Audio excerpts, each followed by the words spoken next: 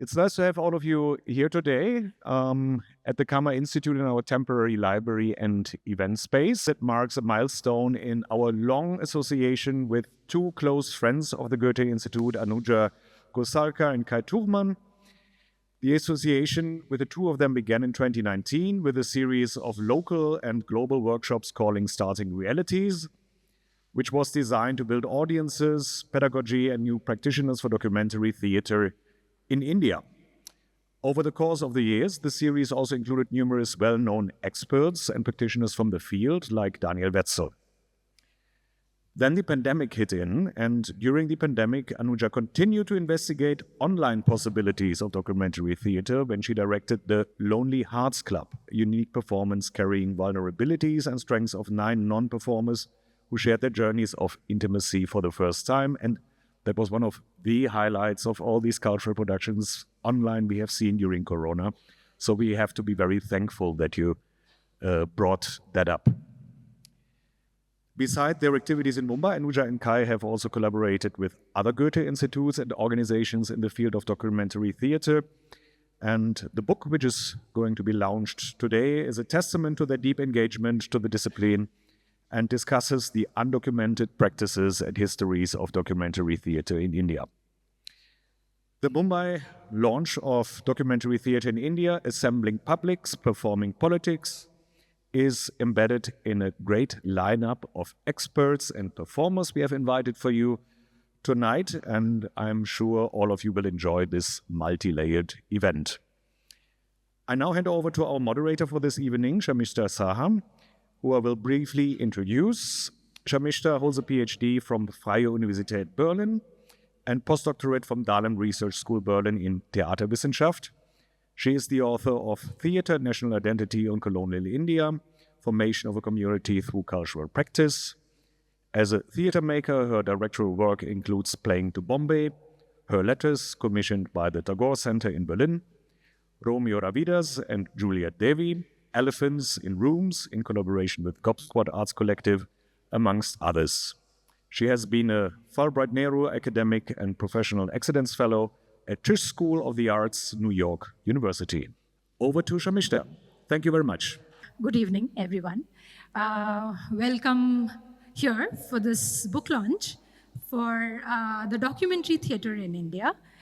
First of all, I would like to begin by my gratitude to Anuja and Kai for inviting me, but also to Goethe-Institut for having me here. When I started, even before I started my research, what I realized that the moment my name was printed in that poster that Anuja was kind of circulating, people actually started asking me what documentary theater really is.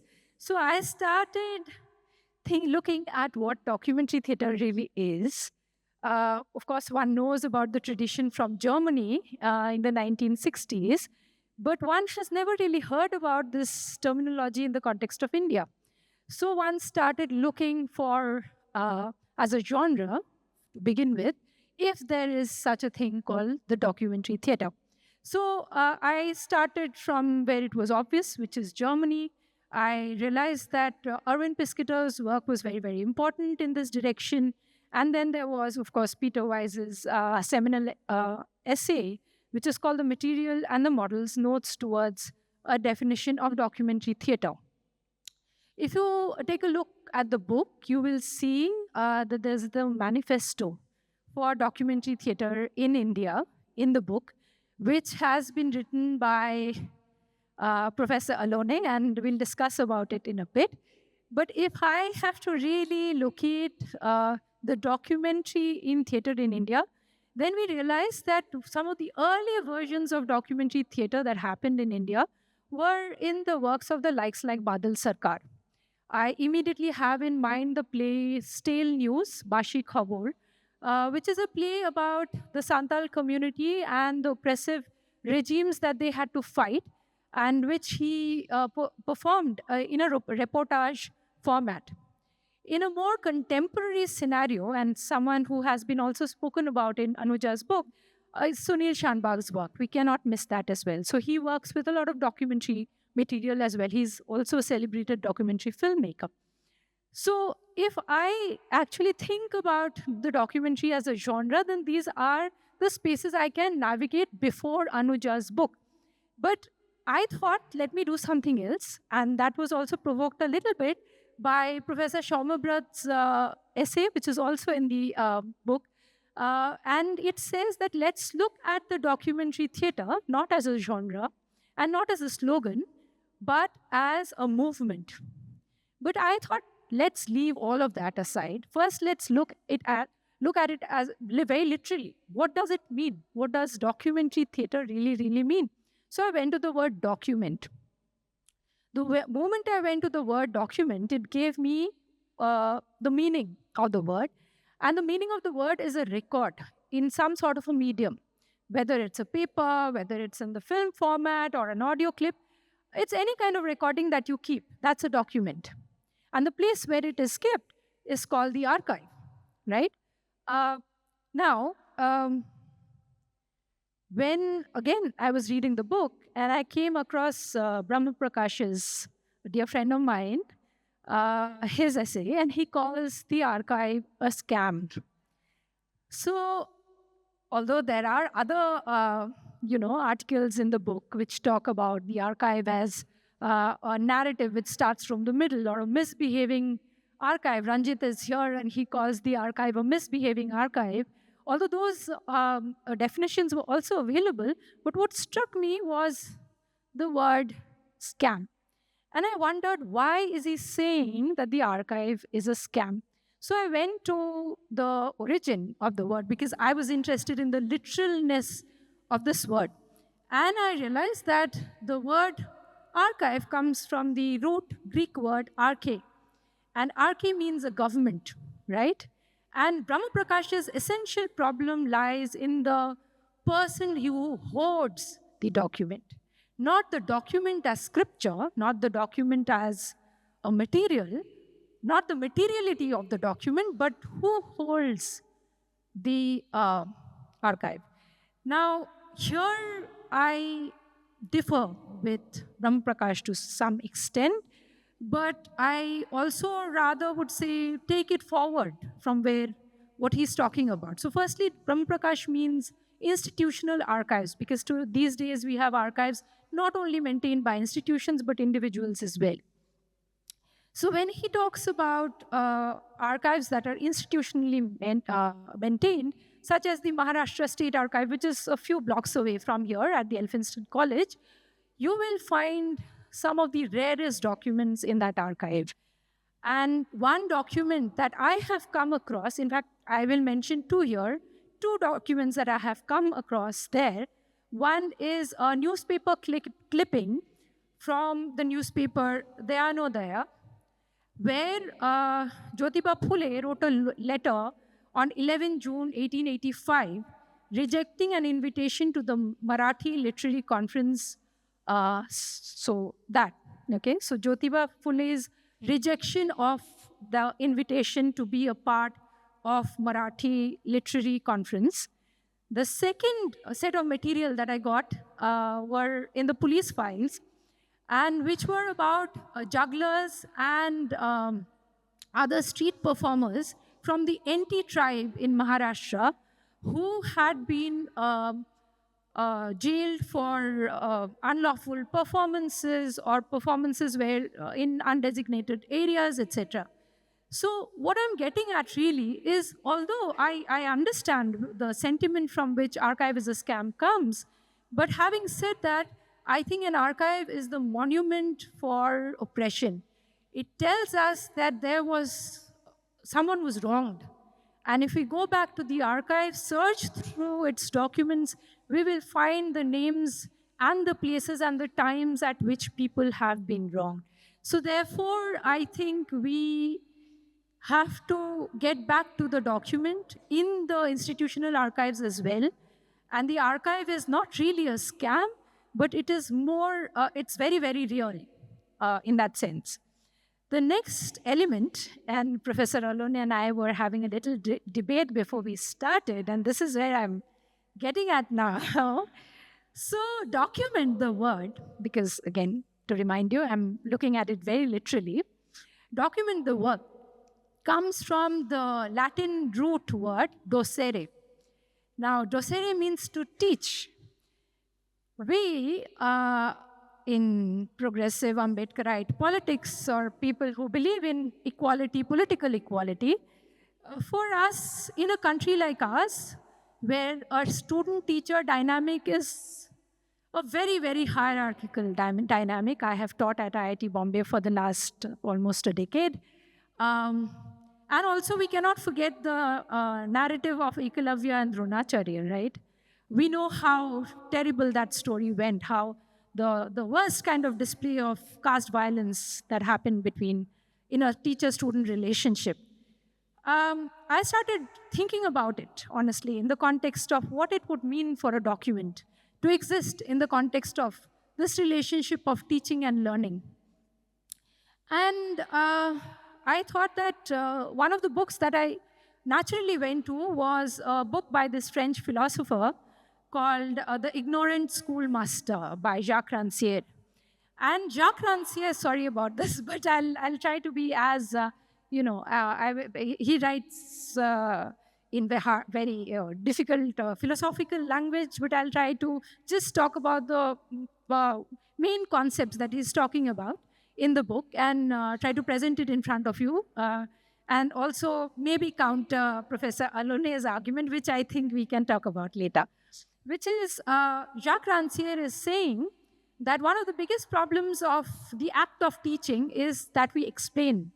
We think that the teacher knows and the student does not. Okay, so a person who comes from a position of hierarchy, already somebody who knows, will teach somebody who does not know, so therefore lesser in the ladder of hierarchy.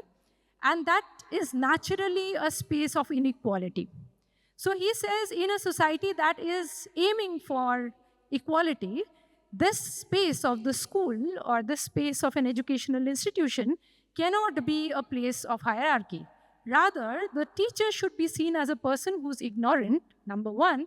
And secondly, we have to start thinking about equality as what he calls axiomatic equality. Equality to begin with. We begin from the point that all of us in this room are equals, and therefore, then on, we can start thinking about something together. When documentary comes to the space of theater, it is at that point of time, it comes out from the hierarchy that a classroom space immediately enables by being in that classroom. A teacher, when the teacher is talking to a student and discussing a document, then that hierarchical position is something that naturally comes to us. That is something we will never imagine in the space of a theater. Documentary theater starts from the point of this axiomatic equality is what I would argue. That what Anuja is trying to do with this book, which is one of its kind and the very first of its kind, is enabling this sort of thinking about the document outside of any kind of hierarchical space and bringing it to a room where a community of thinking individuals can think about something and then become maybe a politically minded, oriented assembly. I think assembly is a word that is very important in the title of the book itself. So having said that, I will move on to the things that we have planned now. We have Professor Y.S. Alone, who's written the essay 10 Thesis on Drama Tradition as Protected Ignorance in the book. I highly, highly recommend at least reading that. It allows us to think about an ethics, but he'll talk more about it. He's a professor at School of Arts and Aesthetics in JNU with research interest in ancient Indian art, criticism of modern art, popular new Buddhist visual culture, Buddhist caves, and interpretive frameworks of B.R. Ambedkar and social sciences. He's the author of the book Buddhist Caves of Western India, Forms and Patronage. Then we have the team of Yalgaar. Yalgaar Sanskrutik Manch was formed in 2015, inspired by B.R. Ambedkar's vision of cultural reform, preceding political change, rooted in progressive movements across Maharashtra. The group uses the form of Ambedkari Shahiri Jalsa to address caste-based social oppression in marginalized communities. They also founded the Nirmik Cultural Center given to community work. They have performed in some of the most prestigious theater festivals in the country. Then we have editors Anuja Ghosalkar and Kai Tuchmann. Most of you know them, but I'll anyway introduce them very briefly. Anuja is a theater practitioner and founder of Drama Queen, a documentary theater company in India. Her multidisciplinary work has showcased internationally in some of the most prestigious universities of the world, and in venues like Hebel am Ufer and Sophiensaale in Berlin. Her writing work has featured in prestigious publications as well. And Kai, he's graduated in directing from Hochschule from Schauspielkunstinstitut in Berlin and works as a dramaturg, director, and an academic. His works have showcased in EI Dance, Hong Kong, Zürcher Theatre Spectacle, Festival des Autumn, Paris, and Documenta, etc., etc. Tuchmann co-developed the first BA dramaturgy curriculum in Asia in the Central Academy of Drama in Beijing, and he was also a Fulbright scholar at CUNY of New York. It's a scene from a class on documentary theater. The following scene from a class on documentary theater is a fictitious dialogue between a student of documentary theater and a person who claims to be a teacher of this form. The place of this dialogue could be anywhere in India. The time of this scene is August 13, 2041, around 4 o'clock. Let us say 3:56 p.m. I think this is Kai. This is very Kai. Maybe there are other students in the room who really want to have tea now, but they do not dare to leave the room out of an interest in the discussion, respect for the teacher, or habit. Can I ask Kai, who will be the student, and Anuja, who will now be the teacher, to come on stage? I have a question. Mm-hmm. We read this book, See? Documentary Theatre in India, Assembling Publics, Performing Politics. We studied its texts and exercises.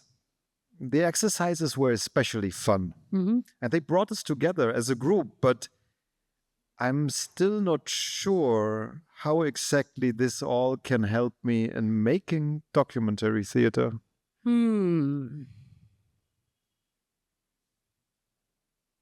know, we are trained in and exposed to a tradition of dramatic theatre, which is based on conflict-driven stories and characters. Also, in this tradition, the scripts, they are already there. It is really challenging for me to think of this form of theatre you talk about, in which there is nothing concrete to begin with.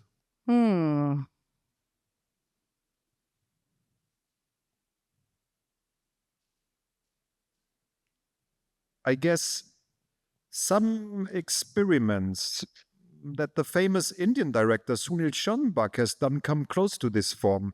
He always says that he is not trying to tell a story, but is constructing an argument on the theater stage. I want to know how to construct this kind of theater. How, for example, can I develop a script for documentary theater? The artist, Suvani Suri, a trained engineer, once developed an almost algorithmic flowchart to answer this question. Since I want to be a good teacher, I will draw it on the blackboard here. Wait a minute.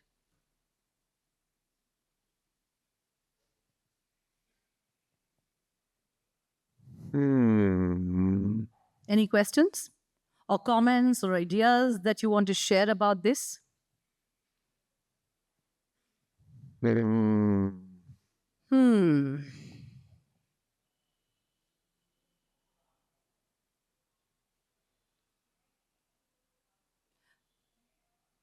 What Suri expresses here is that everything starts from a document. With document, I do not only mean written texts like classical forms of Irving Piscator or Peter Weiss. Nowadays, the term document can also include gestures, movements, body, memory, social media posts, personal stories, and so on. This is the reason we did exercises like In the City I Live In. It was not just about building a group atmosphere. This exercise was meant to generate a personal story that can become the material for your documentary theater. The teacher goes to the black and writes mighty capital letters about material.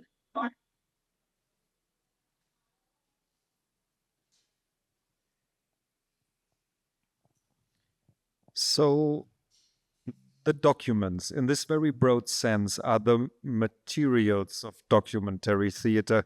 I see. You know, I am a history graduate and I have some problems with such a broad notion of the document.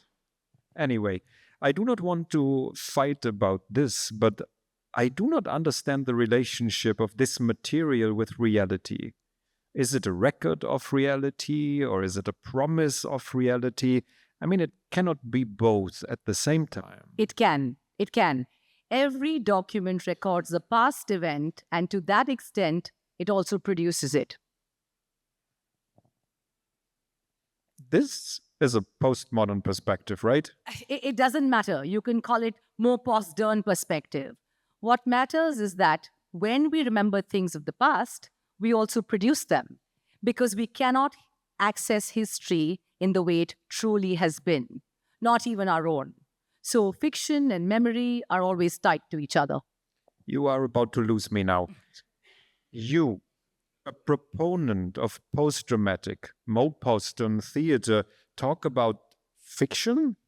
I thought you were anti-character, anti-plot, anti-imitation. First of all, I'm not anti anything. I want to expand the ways in which we look and make theater. My point is that every historical fact has to be plotted in stories, and these stories are nothing other than the ways we translate historical fact into our language. This translation is what I call fiction. No fact exists without its fiction. Before we start to talk about the right-wing project of post-truth age, let me assure you that my point here is not about making up facts. I want to concentrate on the ways facts are transcribed in our language. Documentary theater frames and reframes the rhetorics in which societies refer to and construct their histories and realities. It is in this that documentary theater plays with. This is the aesthetic dimension of theater around documents. This is very much Haydn White, though.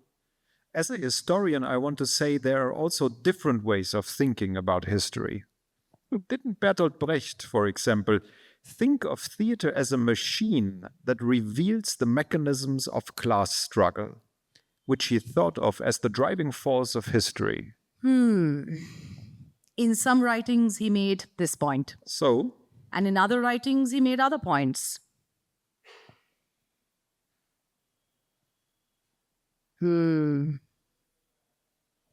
Anyhow, my initial question was, how can I make a script based on documents? Suvani Suri talks about collecting, researching, producing material. What does it all mean? Like you said in the beginning, in documentary theater, we have to develop the script. Very often, we do this by becoming authors who do not write. Instead, we are becoming authors through the gestures of collecting and editing materials. This means we start from an idea, and then we just go from there and collect materials that relate to this idea. We read and research papers and blogs, conduct interviews, and so on. Hold on. We start from an idea. What idea? What is a good and what is a bad idea for documentary theater? From a technical perspective, I like to work with concrete incidents and phenomenons, and then it becomes something like a prism through which I can access the consciousness of a certain cultural period. Since we are not discussing history and the most recent incidents for the mere sake of art, it is always good if this specific cultural period throws interesting perspectives on our here and now. Examples? I'll give you an example. For example, the play December 1992, written by Samina Dalwai, it is about the Mumbai riots. This play is mainly built on the memories of 4 women activists who helped victims from the minority community back then. The artist's idea was to base the play on materials that show memories that have been forgotten right now. So then this historical incident becomes a prism through which we can see our here and now. Exactly. So once you have such an idea, you start to collect or generate materials. For December 1992, Samina Dalwai created the documents by conducting interviews. The online trailer of this performance was initially conceived for Connecting Realities Symposium in 2019. That symposium was curated by theatre makers Kai Tuchmann and Anuja Ghosalkar. I can write the link here on the blackboard and then we can watch it together. I understand now. I start from an idea and then collect and edit documents that prove this idea. No, please don't do that. In addition to turning the rehearsal into a really boring process, such an approach is too rigid. Every material will have its own logic, and it will take you somewhere where you did not intend to go. It is good to follow the materials so they can give feedback on this idea. We want to take you through a little bit of the architecture of the book. But before I start, I really want to thank the Goethe-Institut who have supported our collaboration and some of our really wild ideas for the last 10 years. So thank you, Bjorn and Amrita, very much. I also want to thank the contributors in the book, without whom this book would not be possible. There's Y.S. Alone, there's Yalgaar, who will perform, and there's Ranjit Kandalgaonkar at the back, who's also written a fantastic essay called The Misbehaving Archive. And I want to thank partners like Bishaka Datta, who is the head of Point of View, who has also supported my work for the last 6-7 years. So thank you, Bish. She's here as well. I want to thank Nora and Stuti, who have been our copy editors and proofreaders. The book really would not be what it is without them. They were very strict with us, especially me, which is great. And of course, I want to thank my collaborator for 10 years, Kai Tuchmann. Thank you very much. And we'll quickly take you through the design and the architecture of the book. So we wanted to make a book that had 3 functions. And the 3 primary functions of the book that we see are the archive, with all its contestations, all its scams. We will address that at some point. But yes, the book we see as an archive. The second function of the book for us, again, is pedagogy. Again, a contested term, student-teacher relationships. And thirdly, I think what the book does really well, it's a provocation. So thank you for that first provocation, Sharmistha. So these are the 3 functions of the book as we imagine it. And when we say archive, what do we mean? First of all, it is an archive of our work for the last 10 years. But apart from that, the book is not just about my practice or Kai's practice. Actually, it has very little to do with the work we make. But it is, in fact, an archive of other practitioners who we imagine to do documentary theatre. And you will see essays in the book about other practitioners. And since documentary theatre refers or reframes real events, the book is also inevitably an archive of recent political incidents and protest movements like the CAA.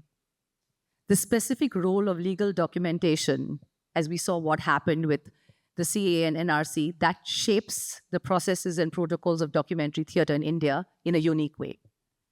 So the book is not so much centered around the idea of it being a genre, but as Shomu says in our book, it unfolds as a social movement.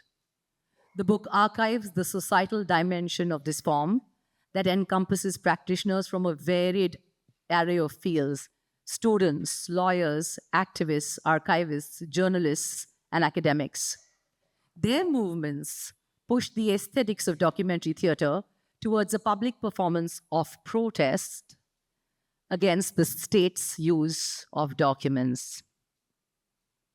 The second function for us is pedagogy.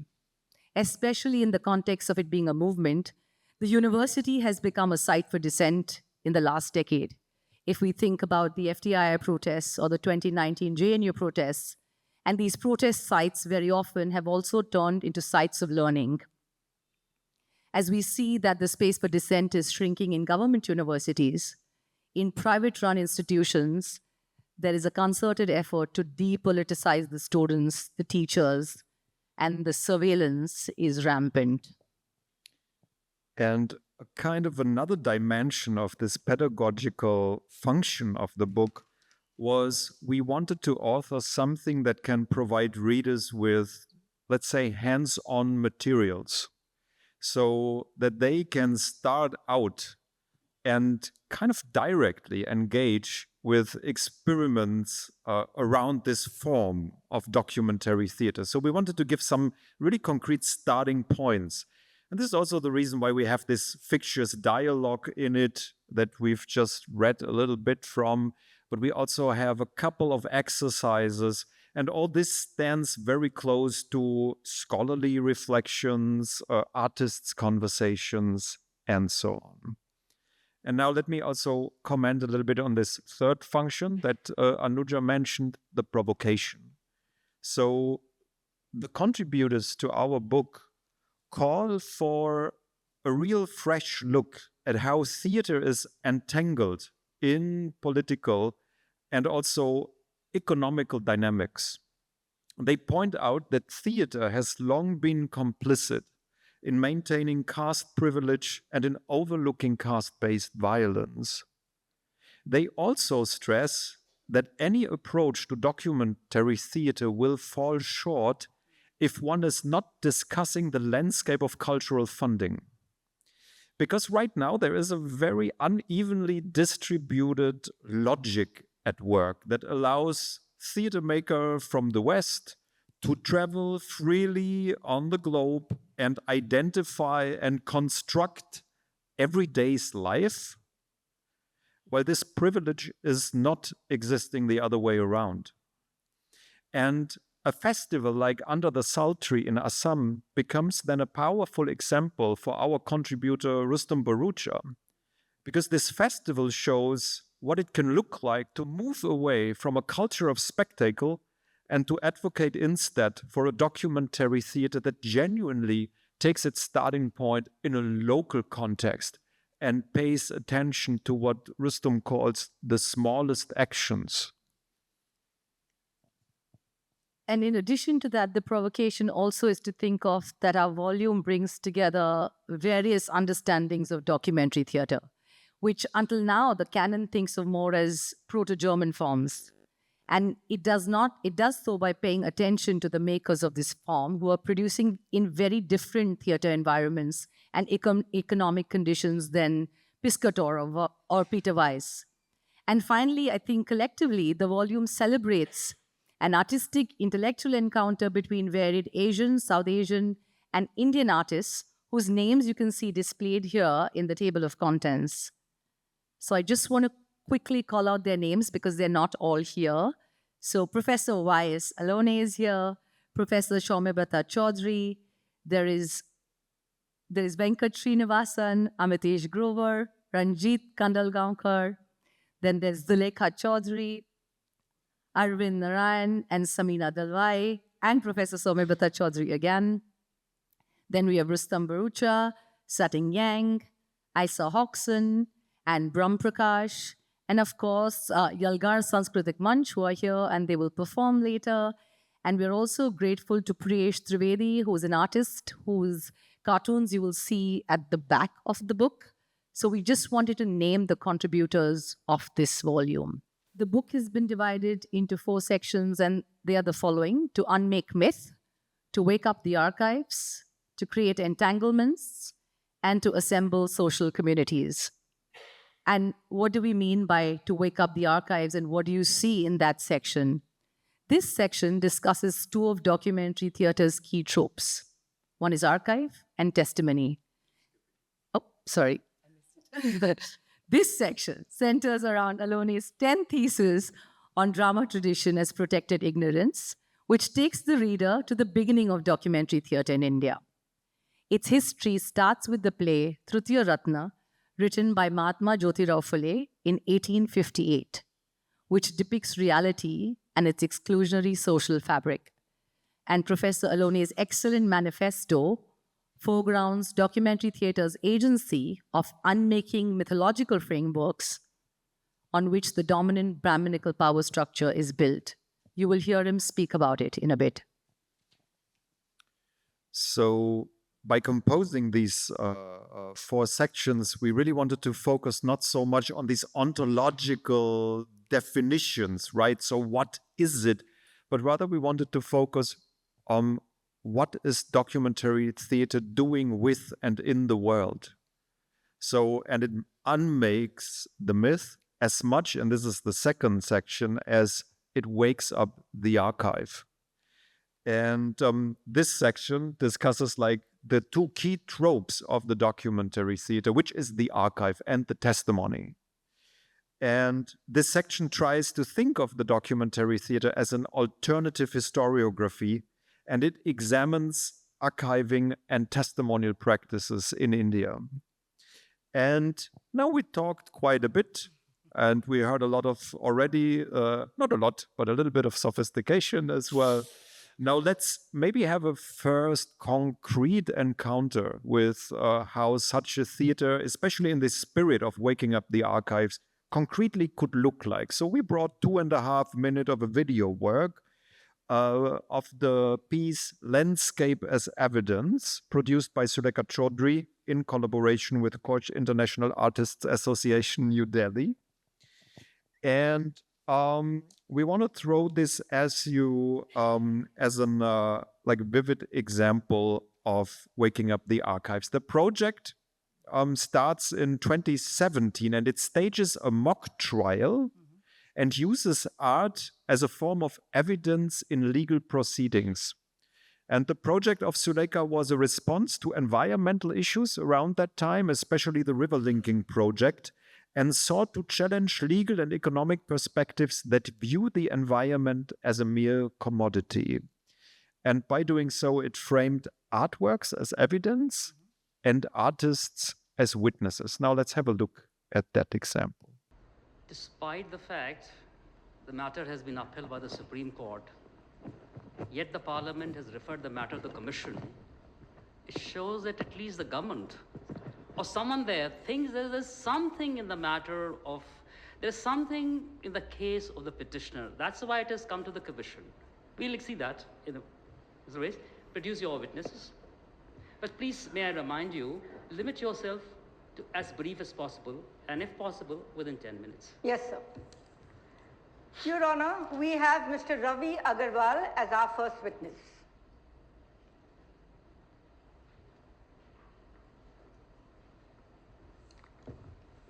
Please state your name.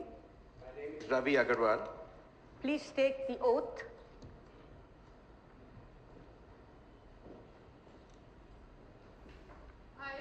I, Ravi Agarwal, do solemnly affirm to speak the truth, the whole truth, and nothing but the truth.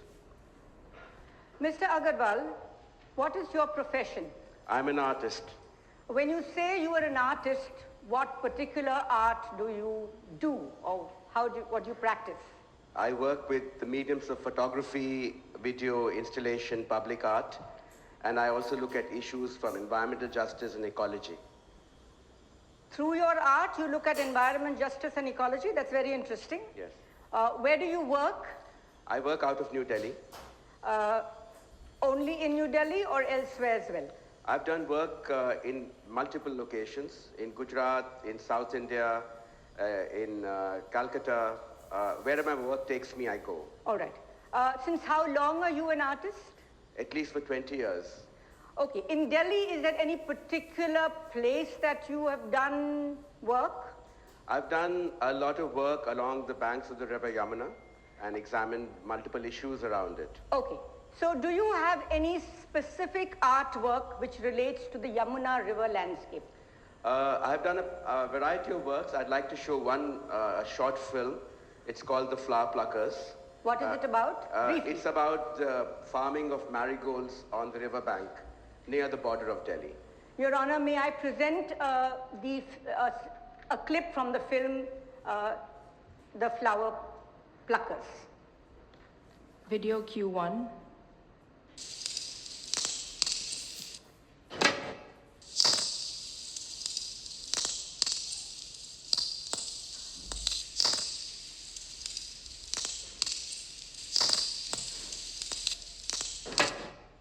What you have now seen is the first chapter out of 3. The third chapter, staged in 2023, took the form of a National Green Tribunal with a bench of 3 judges, and it was to insert the rights of nature into Article 21 of the Constitution. Based on the judgment, the original petition is being rewritten to be submitted to the actual Green Tribunal. And also, maybe an important information, all of these 3 chapters, Landscape of Evidence, are showing this year and next year at Kochi Biennale. Now we move on to the third section and this idea of creating entanglements, to create entanglements. And this chapter unpacks documentary theater's, you could say, key strategy, which is to entangle performative practices with other practices of knowledge production and art making. And this section offers a critique of documentary theater's inner paradoxes, but then the chapters of this section move on and highlight documentary theater's resonance with dramatic writing, dance, and multimedia art. Furthermore, this section also expands its scope by creating a dialogue between documentary theater from India and documentary theater from other places of the world. And again, we tried to give you a kind of a vivid example. We brought another 2.5-minute video clip with us. This time it's Death of a Pole Dancer by Filipino choreographer and dancer Isa Hoxson, who in her work studies how the body moves, but also asks the questions, what are the conditions that make bodies move? And for this research, she very often entangles her body with various artist and non-artist disciplines and spaces.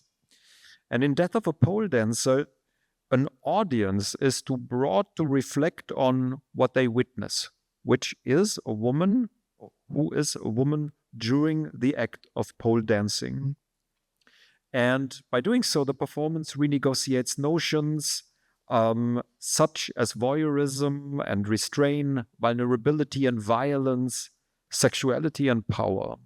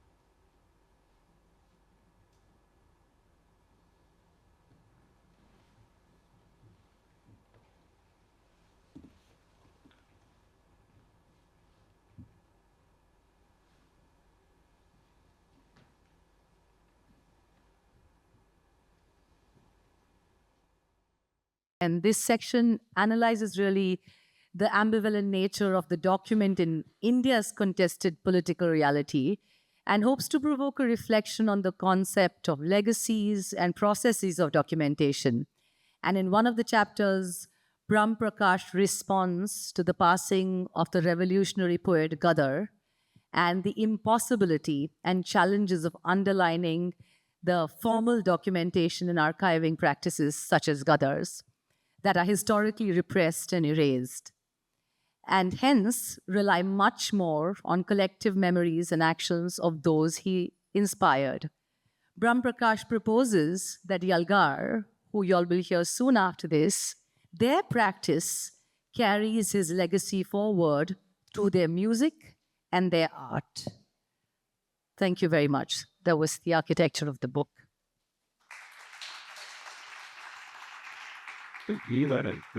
Yes. And now we invite Professor Aloni to share the manifesto with us. At the outset, I thank Kai and Anuja. Let me just reflect a little bit. You know, I made them some meeting, and then Anuja had a very small conversation with me, and then later we met in Zurich. So, and there she said, I want you to do something, and that too with regarding to the theatre practice. And it was like a sort of a bombshell for me because I never thought in those terms, but she said, no, you can do it. And, and I said, thank you very much. And that is how this essay came. Initially, it was an interface of certain philosophical nuances coming from German philosophy tradition and my own Indian intervention. So let me say something, you know, in India, like what we see today and how I see the cultural practices. One thing is that we are a Mithyavadi Sanskriti. So this is one of our achievements. Another important achievement of Indian public sphere is that of Vitambhanavadi Sanskriti. The term Vitambhana is basically a Marathi word, and I'm sorry I could not get any appropriate word to be translated in Hindi or in English for that matter. So that's the reason I use Vitambhanavadi Sanskriti and translate it in a very simple way, that is culture of defamation. So one has to see even the nature of cultural practices in these terms. And then what Baba Saheb has said, Dr. Ambedkar had said in Constituent Assembly in the last speech, that we are a nation of contradictions. We are entering into a life of contradiction. So I would like to read this nature of contradictions, not only in terms of social, economic, and political life, but rather extend these contradictions to the cultural practices and the cultural signifiers that are being produced all the time. So, at the outset, modernity in India is a Brahmanic modernity. Why it is so? Precisely because it has created certain canonization and ghettoization. The very process of canonization will always restrict you to think differently, and also will forbid you to create an enabling process because you are so much caged by that process of canonization. When I thought on those lines and I reflect upon what people have said in past, more specifically the people like Sri Ram Lagu and a lot of other people, like Natasamrat becomes a great canon. If you perform Natasamrat, then you have reached some kind of a level of acting or something. To me, this is called is the process of canonization. And this comes with the Brahmanical thinking. And it has its own politics. The politics is rooted not only in your hegemonic thinking, but also in the power of power and controlling of interpretations and the ways in which you have to create your practices within those terms. So, Natya Shastra is another example we have, and Comrade Sharat Patil has written a fantastic commentary on Natya Shastra, which is published in his essay called Caste Feudal Servitude, or in Marathi it is called Ratiyata Sevakatva Samanti. So it's an interesting book to think on. Nevertheless, when it comes to my own conceptual formulation of protected ignorance, like how do I define protected ignorance? Say, for example, in philosophy, like the philosophers always say that rationality is relative. And I do accept that logic. Yes, rationality is always relative. But to me, it depends on its objective. Now, what is that objective? For me, that objective I derive from great philosopher Dharmakirti, whose Nyaya Bindu is a celebrated text, and he talks about Hetu Dharma, that reasoning, the purposiveness, the reason. And so therefore, I accepted that rationality is relative, and therefore I say that it depends on its objectives. It depends on its objective. If the objective of the rationality is to ward off ignorances, it becomes righteous rationality. And if the objective of the rationality is not to ward off ignorances, maintain ignorances, and maintaining hegemony, that consequently becomes a protected ignorance. So it's an act of concealment, not only just the concealment, but it's an act of intentionality where you don't allow others to change their consciousness. The consciousness in India is largely that of consciousness of senselessness.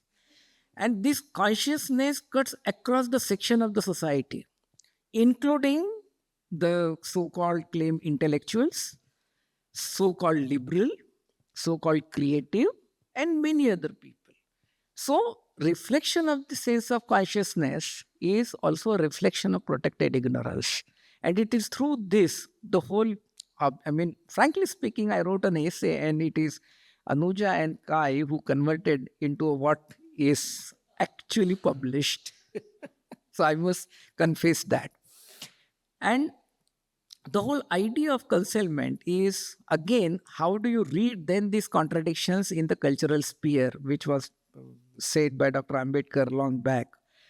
And therefore, I look at this in the say, for example, the concern, the concentrated amnesia and concealment of works such as Tritiya Ratna, which is a scathing analysis of Brahmanical exploitative practices, is a prime example of protected ignorance. This is observed in academia too, where curricula are assigned, are designed in a narrow manner, and they lack an examination of ideologies, social stratification and norms, and selfhood. There is an urgent need to dismantle exclusionary academic and cultural practices. So it's all about the dismantling of not only the structure alone, but also the dismantling of the self. And this idea of dismantling self is a very resolved kind of a conviction of a person that comes through both ways. For example, you cannot understand self without becoming non-self. And similarly, you cannot understand non-self without becoming self. So it's a process of depending on each other, what Buddha called it as pratita samutpad. And I use this theoretical tool which is there in the Indian tradition in order to present the critique of the contemporary, or for that matter, the cultural productions that are being practiced in India. So, cultural modernity as an exclusive liberatory force, this is what people have always thought. But is there a liberative force, that cultural modernity? Because the cultural modernity in India is a Brahmanic modernity, and therefore you have to rethink whether it is really a liberating force or not. It is something like you watch Mahesh Elkunchwar's Vada Chirebandi and you feel, wow, but who is a family? and can you relate with that family? That is one thing. Second thing is, you may say, yeah, Good. Yeah, I'm in Mumbai. It's a great city, having a fantastic infrastructure. And then right in the Konkan, you have a house which is like Vada Chirebandi. And but then whose house it is and whose flat it is in Mumbai. That matters a lot. And therefore, this whole aspect of modernity becomes an exclusive modernity in India, which is not really creating equalities, but rather propagating disproportionate inequalities, I would say. And it is these disproportionate inequalities which are part of the protected ignorance. Now, I would like to just read 2 3 points and end my presentation. Uh, Cultural modernity means the willingness to critique and reform the caste structures embedded within performative traditions. Modernity without a commitment to equality remains a hollow facade. Genuine modernity does not solely reside in formal innovations or aesthetic advancements, but interrogates how traditions serve caste interest and seeks to disrupt their power. The validity of performative traditions must not be judged by their fidelity to past practices, but by their potential to dismantle caste hierarchies and address systemic inequalities.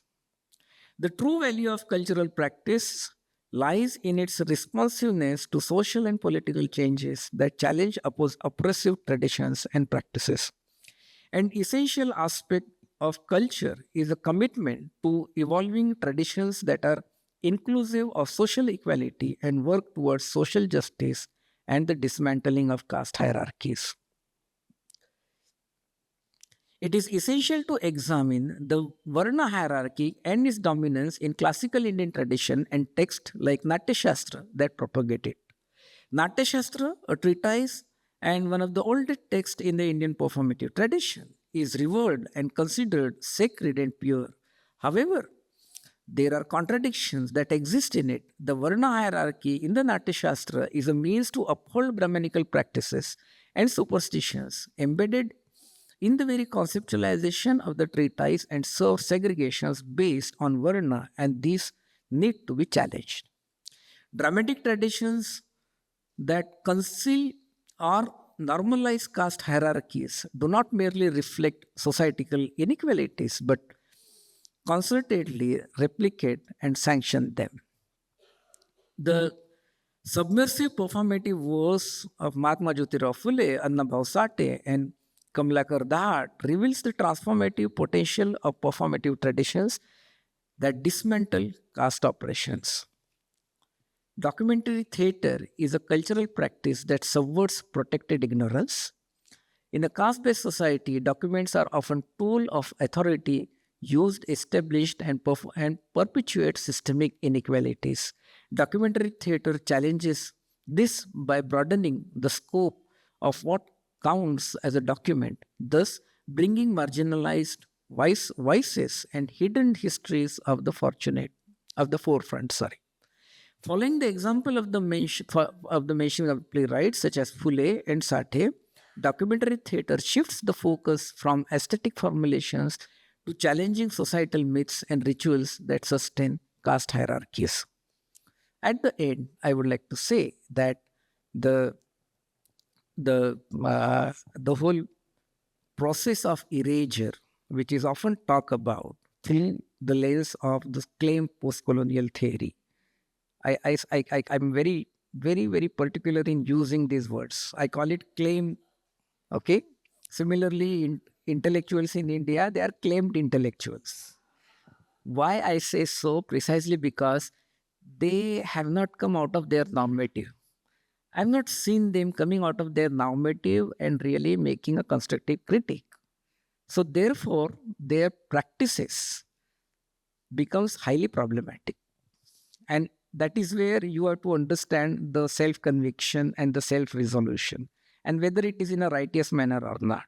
So, and I also differentiate between theory and theorization. For me, theory is like producing a key to explain the phenomenon which has a universal application.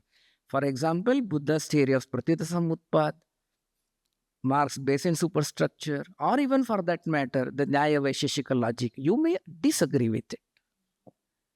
But theorization is it's a process which thrives on derivation and does not produce a key. And therefore, this whole logic of post-colonial theory becomes a dubious claim. And the idea of erasure has to be interrogated whose erasure it is. And when it comes to the performative traditions, one has to see whose performances are being erased and why they are erased and why there is a constant invocation of mythic tradition through the idea of a very luminous and a very highly formalistic presentations in theatre practice, or for that matter, in a non-theatrical cinematic language, or in a highly AI generated these kind of images at present. So therefore, one has to rethink and also see who has been beneficial of this claim post-colonial theory. So one has to dismantle these dubious claims, and the dismantling is a process which is transformative in nature and which creates an enabling process. So for me, theatre tradition is not merely an entertainment because it has a deepening impact. And this reminds me of Dr. Ambedkar's observation on Bansode's performances, that I do what I do for few people, you do it to a large body of people. And that is where the people's presence and the performative traditions thrives on and lives on with Hetu Dharma. Thank you very much. Professor Alone, I'll just start with you.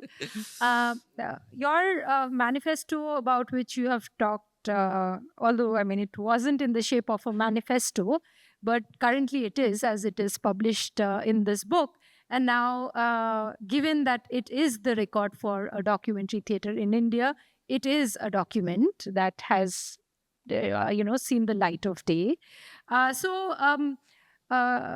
Your entire thesis seems to follow a certain socio-political ethics, which you have spoken about. But can you tell us what that means for you in the context of documentary theatre? How do you think documentary theatre could or will take forward this ideation, this conceptualization that you have about protected ignorance? Yeah.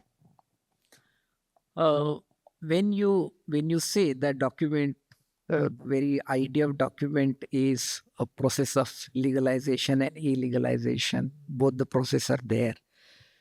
However, when you document anything and then it goes on and it remains as a part of archive or as a part of memory.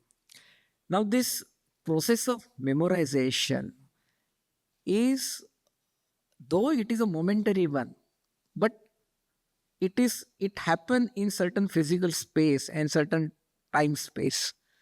And that physical and time space, though it is momentary in nature, it has a reflection of a time, and it also has an understanding of the future when a person revisits and conceptualizes and also makes those performances. It's, say, for example, you have a fantastic example of text like Buddha Charita, which is a performative text, and you have a lot of pictorial narratives. And today, if you wish to enact those things, which you may resonate something like a dandar in a theatre practices, or even for that matter, when those dandars were being produced performed in Vidarbha area, so they would have a battle with sword and all, and every time the artists would tell each other, "Batti sambhal, batti sambhal, batti sambhal," that you have to take care of that gas batti. It should not hit, your sword should not hit. So that clearly shows that this kind of a momentariness and this kind of a momentary realities, though are not part of the document, but they become part of your performance. And there is always this connect between the two, and there is always be a disconnect between the two. The disconnect is there because any kind of a visual performance does not get governed by canons, or for that matter by rules.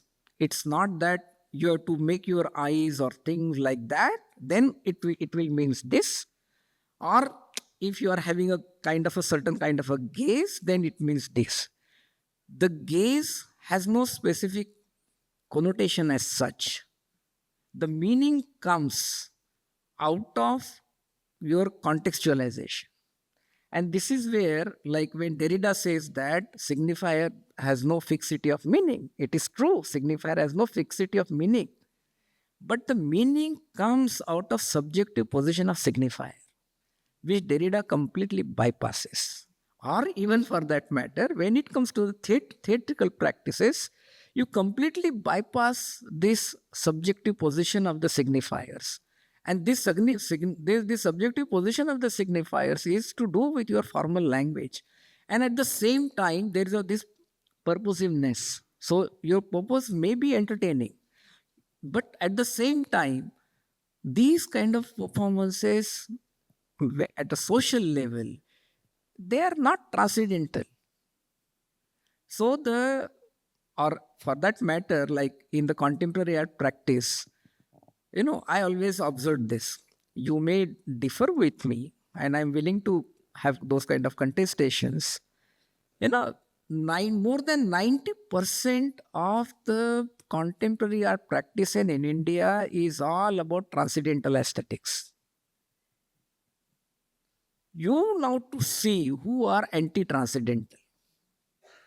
See, I'm not against transcendentalism. If your transcendentalism is aimed at killing ignorances and coming out of the protected ignorance, is fine.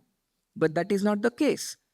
So your objective of transcendentalism is all about your own self and not to come out of your own normatives.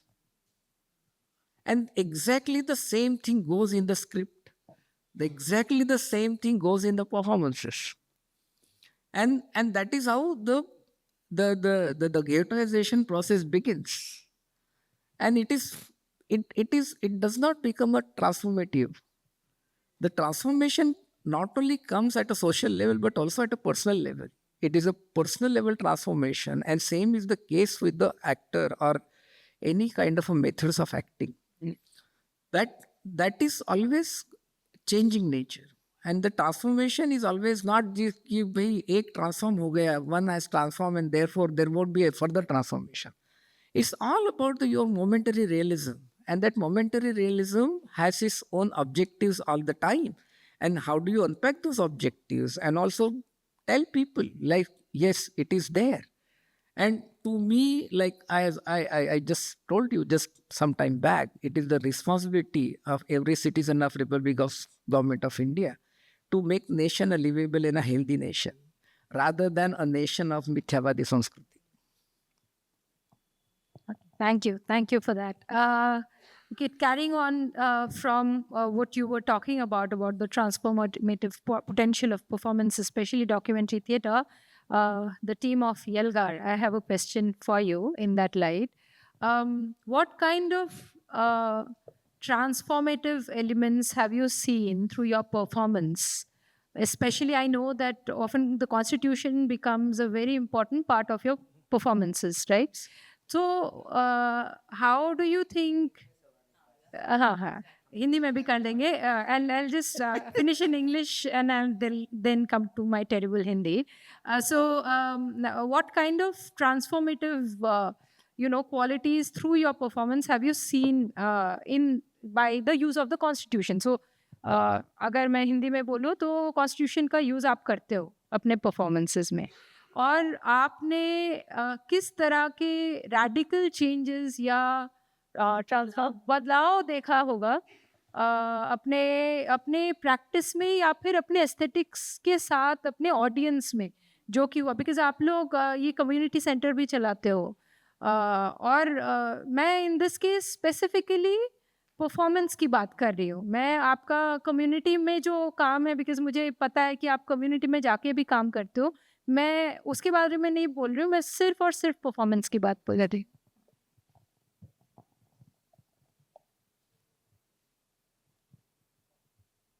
ठीक, constitution as a Indian constitution आप बात कर रहे हैं ना? हाँ, क्योंकि आजकल बहुत अलग अलग कॉन्स्टिट्यूशन आसपास है और लोग लेकर घूम भी रहे हैं. They printed already in the pocket. they have new constitution in the pocket also. So which is one of, Very important to yeah, it's clarify. November. This month is November, so 26 November is also Constitution Day. We are now going to be celebrated. So यलगार का एक जो practice हम जो एलोनी sir ने भी बताया, जो महात्मा ज्योतिबा फुले का जो मूवमेंट रहा है, उससे इंस्पायर होकर सत्यशोधक जलसा का ट्रेडिशन, अम्बेडकरी जलसा का ट्रेडिशन करते हुए हम लोग आगे बढ़ रहे थे. लेकिन एक जगह पे हमें लगा कि जो मूवमेंट में जो सो कॉल्ड प्रोग्रेसिव भी है, सो कॉल्ड भी बोल सकते हैं, जैसे सो कॉल्ड इंटेलेक्चुअल्स जैसे बात कर रहे थे आप, तो वैसे काफ़ी लोग हैं, उनमें काफ़ी दरारें हमें दिखी. कोई भी एक प्लेटफॉर्म पे आने के लिए तैयार नहीं है. एक था कि हम अम्बेडकराइट है, हम हार्ड कोर अम्बेडकर, हम रेडिकल है. फिर लेफ्ट में भी वही है कि ये लेफ्ट है, फिर ये अल्टर लेफ्ट है और लेफ्ट है, और हर एक के पास अपना ब्लू प्रिंट है रेवोल्यूशन का. एवरीवन हैव रेवोल्यूशन का ब्लू प्रिंट. तो एज अ आर्टिस्ट हमें लगा कि यार हम लोगों को तो परफॉर्म करना है, हम लोगों को एक जो रिवोल्यूशनरी जो वैल्यूज़ है उसकी बात करनी है हमें. आपका पॉलिटिक्स डिफर हो सकता है, और वही तो हमें लगा कि कॉन्स्टिट्यूशन है आपको अलाउ करता है.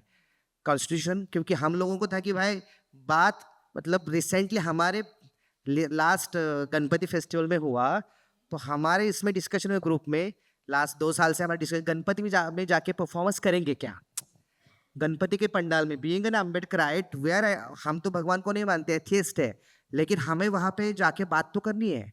तो फिर मुझे कॉन्स्टिट्यूशन अलाउ करता है, और कॉन्स्टिट्यूशन बोलता है कि भाई उसके श्रद्धा का रिस्पेक्ट कर, उसके बिलीव का, क्योंकि वो तो राइट है, लेकिन जाके बात भी कर उसका. वो उस लोग अंधश्रद्धा में जाके उसको खुद को तकलीफ ना दे वो सिटीजन. मेरा कंसर्न ये है कि मुझे उसके साथ दोस्ती करनी है ना, वो खुद ही उसका कुछ तो अंधश्रद्धा में जाके किसी को तो कोई तो उसको एक्सप्लॉइट करेगा, या खुद वो कहीं किसी का विक्टिम हो जाएगा. इसलिए हमें लग रहा है कि एक इंडियन कॉन्स्टिट्यूशन के तौर पे हम लोगों ने फिर अभी हमने कलेक्टिव डॉक्यूमेंट है यार, डॉक्यूमेंट की बात कर रहे हैं हम, और ये अंग्रेज आने के बाद एक कलेक्टिवली तय किया था कि भाई ऐसा देश चलेगा. बाबा साहब भी उसके साथ, सभी उसके साथ एग्री थे नहीं थे वो बात है, उनका सब विशेष पूरा हुआ वो अलग बात है, लेकिन एक विजन है, वो जो प्रियम्बल हम बोल सकते हैं, जो उद्देशिका बोलते हैं, उसमें एक विजन है, और हमें लगता है कि यही एक कॉमन मिनिमम ग्राउंड है हमारा, उसके साथ आगे बढ़ सकते हैं. तो हम हमारे परफॉर्मेंसेस में बहुत सारे लैंग्वेज को लेकर भी बहुत सारे एक्सपेरिमेंट किए, तो वो भी है.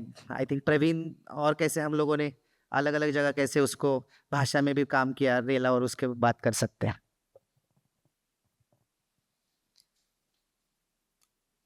मोस्टली मेन स्ट्रीम आर्ट में ये होता है कि आपका आर्ट का क्वालिटी क्या है, इसको देखा जाता है. सर ने भी बात की, एस्थेटिक सौंदर्य शास्त्र की बात होती है कि कितनी अच्छी एक्टिंग करते हो आप, है ना, कितने नौरस में खेलते हो. नौरस, हाँ, वेरिएशंस क्या है आपके, ये सारी चीज़ें देखी जाती है. वॉइस मॉड्यूलेशन आपका. हाँ, तो हम भी हीरो बनने के लिए आए थे बॉम्बे, मतलब है ना, गांव से. तो मेन स्ट्रीम में नाट्य शास्त्र भी पढ़ा हमने. पहले तो वो संस्कृत था, मैं 2 घंटे लाइब्रेरी में खोजने के बाद मुझे पता चला ये संस्कृत में है पूरा. तो फिर थोड़ा उसका जानकारी लिया कि ये थोड़ा ऊपर की बातें, सब जमीन की बातें कुछ नहीं है, है ना. तो फिर जमीन की बातें क्या है, तो ये आर्ट जो है लोगों से आया है. किसी ने मेहनत की गीत गाए खेती में, वहां से आर्ट आया उभर के. ऐसे थोड़ी ब्रह्मादेव तब को बैठे और 5वां वेद निर्माण किया, इससे वो ये लिया उससे वो लिया और शुरू हो गया कथा. ऐसे नहीं बना, मेहनत से बना है. और ये वेरिएशन में एक बात भूल जाते हैं आर्टिस्ट लोग, गणपति बप्पा मोरिया सब बोलते हैं, लेकिन आर्ट से कॉन्स्टिट्यूशन की वैल्यूज की बात नहीं होती. मतलब हम इधर प्ले कर रहे हैं स्टेज पे, मीडिया सामने है, प्ले के बारे में बात होगी, लेकिन बाजू में दाभोलकर जी की हत्या हुई है उसके बारे में कोई बोलेगा नहीं। तो ये हमें सिखाया जाता है कि आर्टिस्ट ने सिर्फ आर्ट ही करना चाहिए, सोशल वैल्यूज़ के बारे में, कॉन्स्टिट्यूशन के वैल्यूज़ के बारे में बात नहीं करनी चाहिए। तो मुझे ये लगता है कि हम में जो बदलाव आया, हम कला की वैल्यू के साथ कॉन्स्टिट्यूशन के और ह्यूमैनिटी के वैल्यू की बात रखते हैं हर जगह पे जाके। आरएसएस के लोगों में जाके भी ये बात हमने रखी है। ये मुझे इम्पोर्टेंट लगता है हमारा। Let me add to his sentence, you know. In Marathi, we have a very good poetry. And one of the songs says, Tujha Lochananchi Mala Drushti Ali. It's a very famous song. Tujha Lochananchi Mala Drushti Daya Ka Panachi Mala Hira. So it clearly shows that how the means and powers of emancipation comes. And it is through that your reflective realization does not become static. And it is an empowering process which basically changes the consciousness of people. So this is what I said when I say that consciousness of senselessness. So you have to come out of that consciousness of senselessness. And these are some of the important means. And that has a strong value and applicability. That is what is called Hetu Dharma. In the interview that Yalgaar has with Brahma Prakash, you also talk about gender and how you have made gender very differently in the course of the time that you've run this organization. So maybe Apurva, you can address this. How has gender been discussed in the organization? What has evolved within the group, and how have you worked with it with your audience?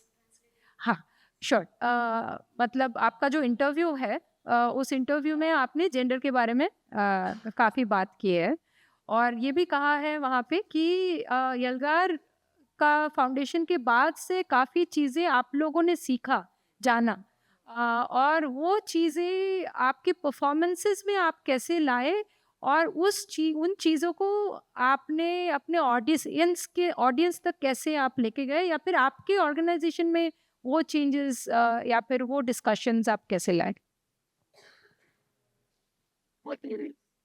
हाँ, एक तो मतलब हाँ, interview का जो document है सिद्धार्थ ने और प्रवीण ने दिया था ऑनलाइन। हाँ हाँ, तो उसका एक तो रेफरेंस था कि नाही तिला अजिबात नसेल. It's all right. I'm adding later. ती नंतर तीच बोलत असते.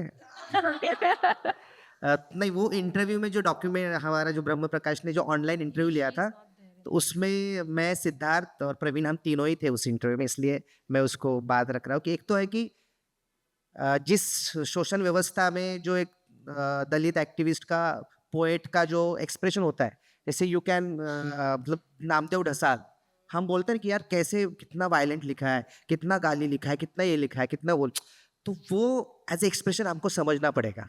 पहली बात है, कोई भी है कि कोई कहीं से दुनिया से, मतलब कोई ऐसा कलाकार नहीं तैयार होता, उसका सराउंडिंग है ना. मैं एक्टर भी बनाऊँ, मैं थिएटर बनाऊँ, तो मैं बस्ती में रह रहा हूँ या किसी सोसाइटी में रह रहा हूँ, तब मेरा टिम्बर वाइज मैं क्या बात करता हूँ, कैसे बात करता हूँ.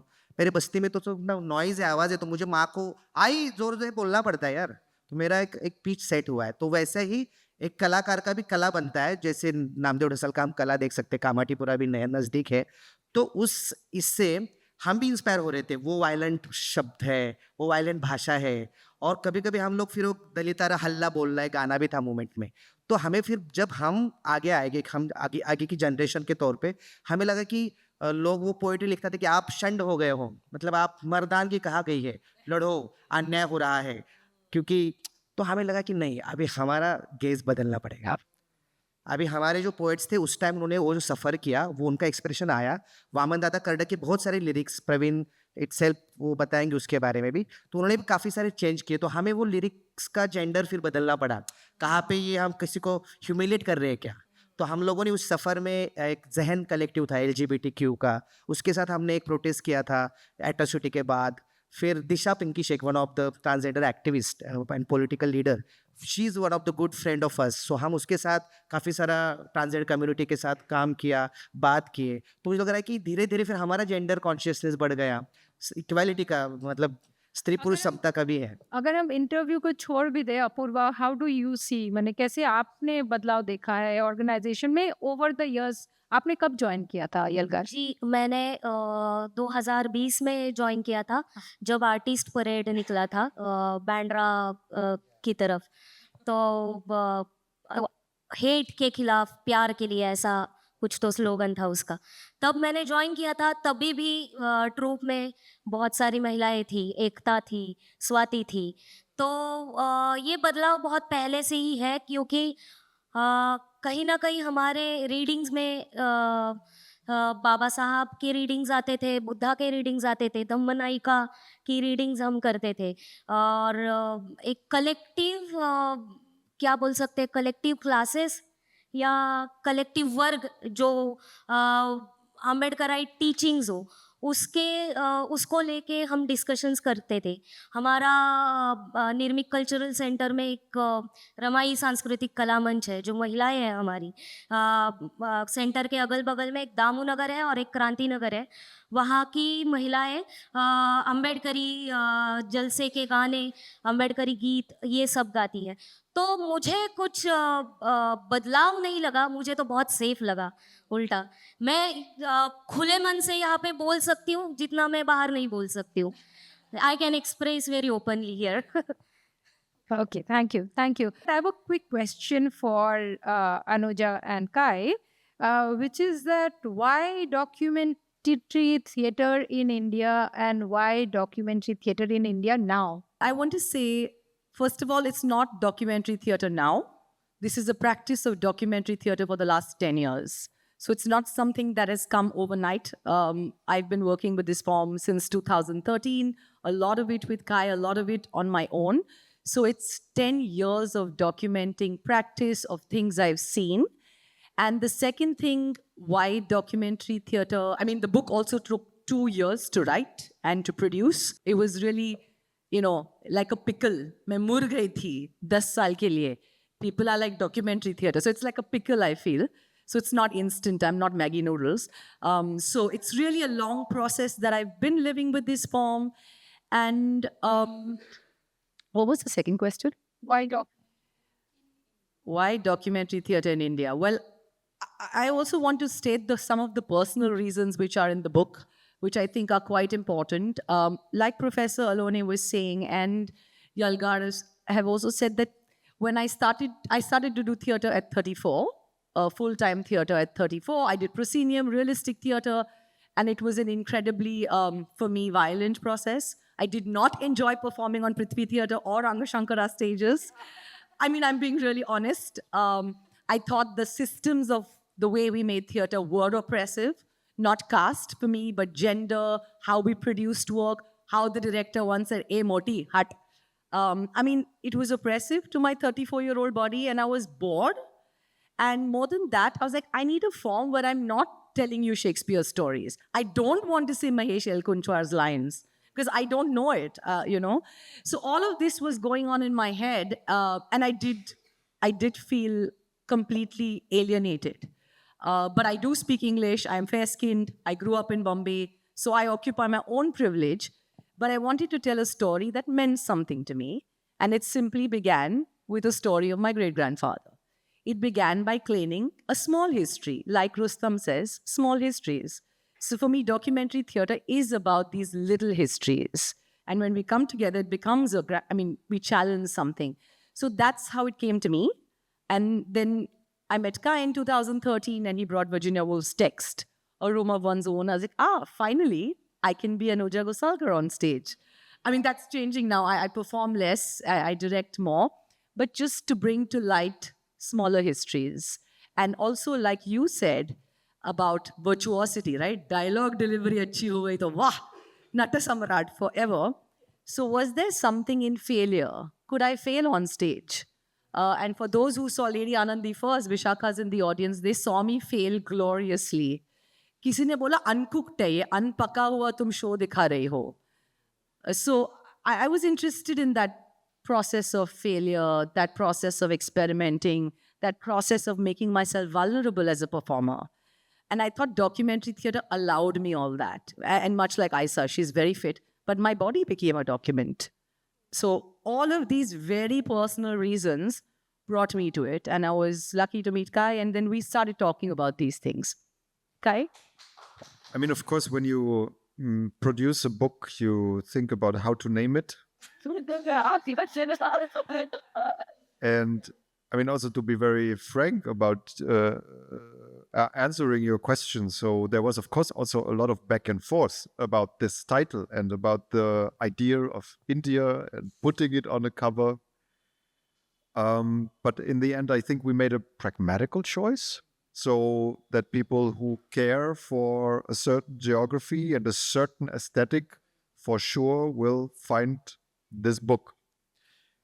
Because like the underneath belief, I would say it's never about nation states or artists as representatives of nations, geographies, or whatever. It's a meeting of individuals. And I think also this third section that I introduced some minutes ago talks to this, right? When we bring Isaac Hodgson, Sitting Young also into a mix in a book that has this name on its cover, right?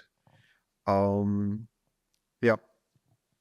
So there is no documentary theater in India without dialoguing with other individual and fellow artists out there in the world. Well, in the theater writings, generally, when we write histories of the theater, and often we only talk about IPTA. Okay. Now, this book challenges that hegemonic notion of IPTA and the ways in which the theater traditions, public theater traditions are constructed. And another important part of this book is that it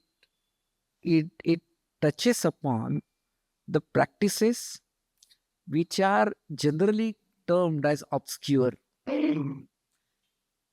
and non-canonic, and something that are not to be taken very seriously, or there is no purpose of those kind of practices. So it brings back that essence and gives life to those kind of practices, and also challenges the meta-narrative of so-called dramatic tradition and the ways in which aesthetics is constructed through Kantian lens. This is completely anti-Kant project, and thanks to Goethe and thanks to Kai for that. Yes, that's true. Yeah. So we'll quickly take two questions that we have with us. We unfortunately, because of shortage of time, cannot take more. The first one, it doesn't have a name on it, but yeah, I'll go ahead with it. Has documentary theater been present in India beyond the past 10 years as a practice, even if not labeled as such? Can you give us an insight into that history? I think I spoke briefly about it. In fact, in the book, Professor Alone kind of mentions that. But Anuja, do you want to take it? Yeah, I mean, yes, absolutely. As Sharmistha pointed out, as Professor Alone pointed out, there's also one more chapter called Jansunwai as documentary theater. So the practice of Jansunwai that existed already, we look upon as the practice of documentary theater. So the book is not just actually not a documentation of our practice at all. In fact, what else can be looked upon as this form is in the book. So absolutely, yes. And it may not have been called that. Yeah. I would also say it's part of its editorial gesture to imagine a historiography of this form. And of course, it makes bold claims in this process of imagination.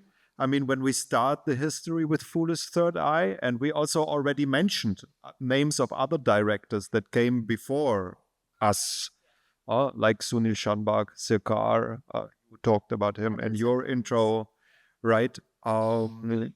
So I think it's part of the editorial spirit also to construct a tradition. Also, maybe not to feel so alone, right? So we artists are always so alone. Okay, so I'll go to the next question. This is from Abhinaya. Yeah. I believe that massive influences are there till this point and of subjugation, and elite is not serious. So there is epistemic violence. How to stop this? Yeah, this is thanks. Thanks, Abhinaya. Through your cultural policies, you control mindset. Say, for example, people like हमारे नेताजी कहते हैं ताली बजाओ थाली बजाओ Covid जाएगा. तो you can imagine the kind of a power control you have. And हमारे पढ़े लिखे लोग भी ताली बजा रहे थाली बजा रहे during COVID time. You have fantastic videos, or even for that matter, so-called opposition leaders and all, tang tang tang tang tang tang, tali baja rahe, thali baja rahe. Okay, so you have all kinds of things. Our film stars are making tali and thali. All this, that Apurva Odve has a fantastic photographs of people, taking out their thali, I mean, hands and also the thalis out of their balconies, windows and everything, which are a sky-rise building, and that the flat in those buildings costs 2 crores, 3 crores, 5 crores. Just imagine the kind of a people they have, there are, and they are banging talis and thalis. So that shows, no matter on the street, oh yeah, ooh, how are you guys? Aap tali baja rahe, thali baja rahe ho. So that's how the mechanism works. These are the means of violence, and these means of violence can only be, see, it is only Ambedkarian consciousness that will stop this. You may, people, when I say this statement, when I make this statement, I have like all my Marxist friends and all those things, when they come for the discussion. I said, I accept your class struggle and everything, all kinds of struggle I accept. Absolutely no problem. But you tell me whether your struggle why your struggle has resulted in the rise of process of Sanskritization. The class struggle in India has always resulted in the rise of process of Sanskritization. How can you stop it? The Marxists, the leftists in India have no answer to it. It is only the Phule Ambedkar consciousness that stops and that all constantly fights. And that's the reason I say, कि भाई अगर east ने Durga Puja produce किया है तो waste ने गणपति पूजा produce किया है. So you can see both are the left oriented kind of cities, industrialized cities. Thank you very much for that, Professor Nick. I think we'll close this session now. You have the documentary theater in India. The books are available outside, and you can get your own copy. You can, if you like, get them also signed by contributors who are here. So thank you everyone on this panel. Now we have Yalgaar's. We are really looking forward to Yalgaar's music.